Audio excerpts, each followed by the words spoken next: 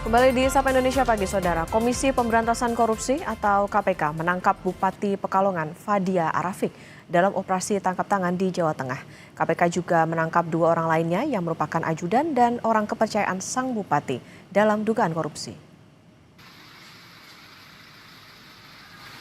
Tim penyidik membawa 11 orang yang terjaring OTT ke gedung KPK Jakarta hari Selasa sekitar pukul 9 malam.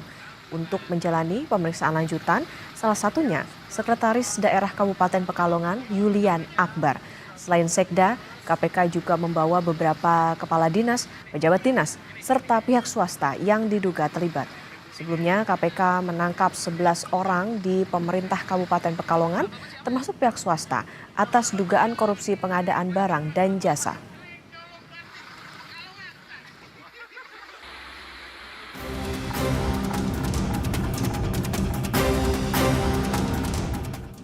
Komisi Pemberantasan Korupsi KPK menangkap Bupati Pekalongan Fadia Arafik dalam operasi tangkap tangan di Jawa Tengah.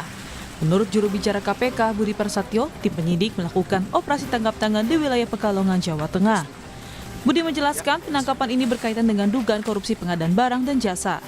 Budi menambahkan tim penyidik KPK lainnya saat ini sedang berada di Pekalongan untuk memeriksa sejumlah pihak lain guna menggali keterangan yang dibutuhkan. Adapun dugaan tindak pidana korupsi dalam kes kali ini adalah berkaitan dengan pengadaan di wilayah Pemkab Pekalongan.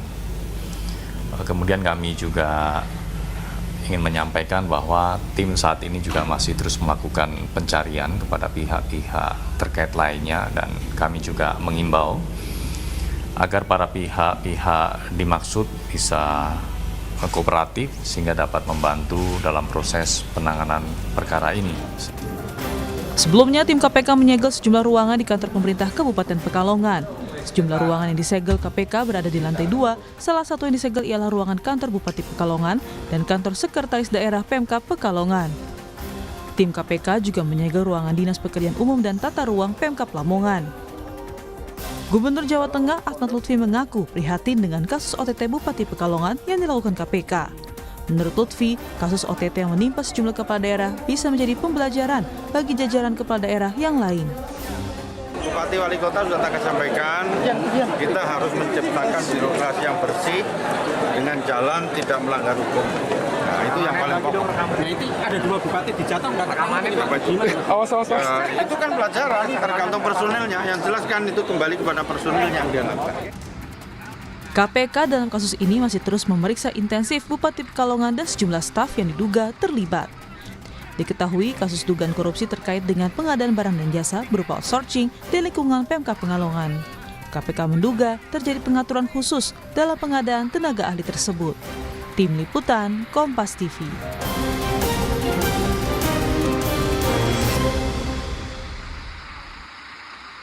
Informasi terkini kita tanyakan kepada jurnalis Kompas TV Nanda Aprilia dan juru kamera Yohan Bagja di gedung KPK Jakarta. Nanda, selamat pagi.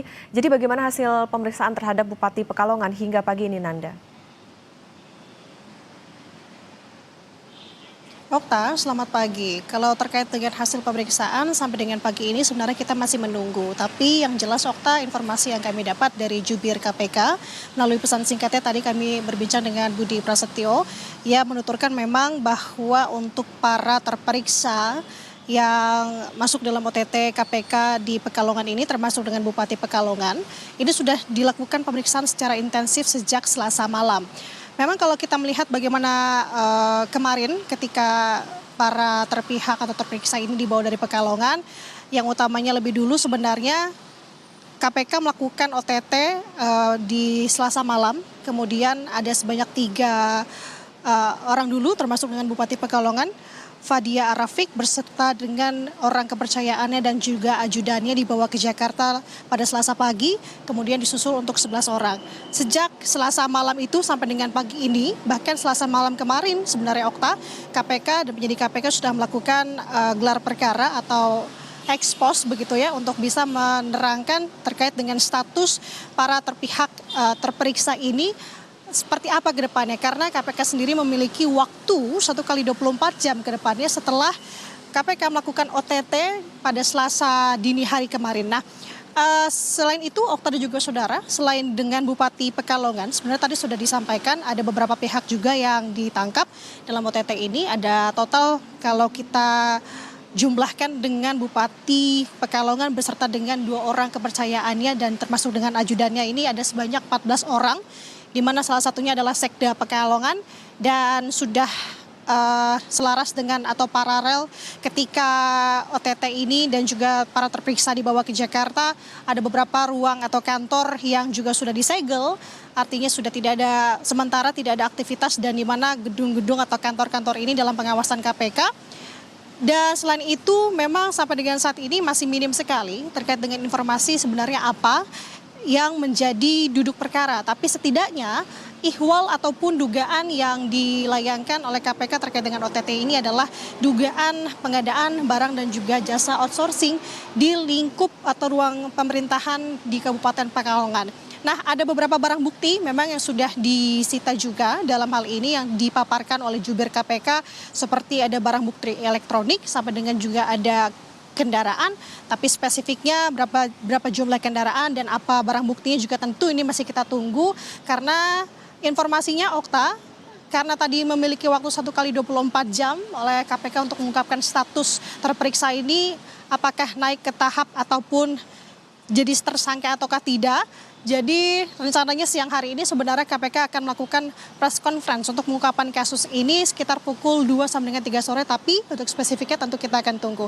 Jadi ini akan sama-sama kita nanti sebenarnya apa kronologi sampai dengan duduk perkara kasus ini secara lengkapnya nanti siang akan disampaikan oleh KPK, Okta dan juga saudara. Sementara kembali ke studio. Oke, Nanda, berarti tadi memang artinya sampai dengan saat ini adakah informasi mungkin soal bagaimana berapa kerugiannya, kemudian terkait kasus apa, apakah ini nantinya akan diungkap saat konferensi pers atau sudah ada informasi sebelum itu, Nanda? Betul, Okta. Ini sebenarnya tampaknya masih secara rapat disimpan terlebih dahulu oleh KPK, yang dimana nantinya tentu akan dijabarkan secara spesifik, baik itu dari kronologi sampai dengan kerugian dan pasal yang akan menjerat untuk para terperiksa nantinya. Nah, sementara yang disampaikan oleh jubir KPK terkait dengan OTT Bupati Pekalongan ini hanya mengenai garis bawahnya ini seputar atau dugaan pengadaan barang dan jasa outsourcing di sekitar pemerintahan Kabupaten Pekalongan. Nah, terkait dengan apa dan bagaimana untuk spesifiknya ini sama-sama tentu kita tunggu, karena kita tahu untuk beberapa belakangan ini Pekalongan sendiri memang cukup aktif untuk melakukan beberapa kegiatan pemerintahan. Nah, apakah ini menyangkut dengan hal demikian ataupun spesifiknya seperti apa, ini masih belum benar-benar disampaikan oleh KPK. Ini sama-sama kita tunggu sebenarnya apa kasus yang sebenarnya menjerat untuk para terperiksa atau tersangka ini yang memang masih kita tunggu untuk statusnya seperti apa.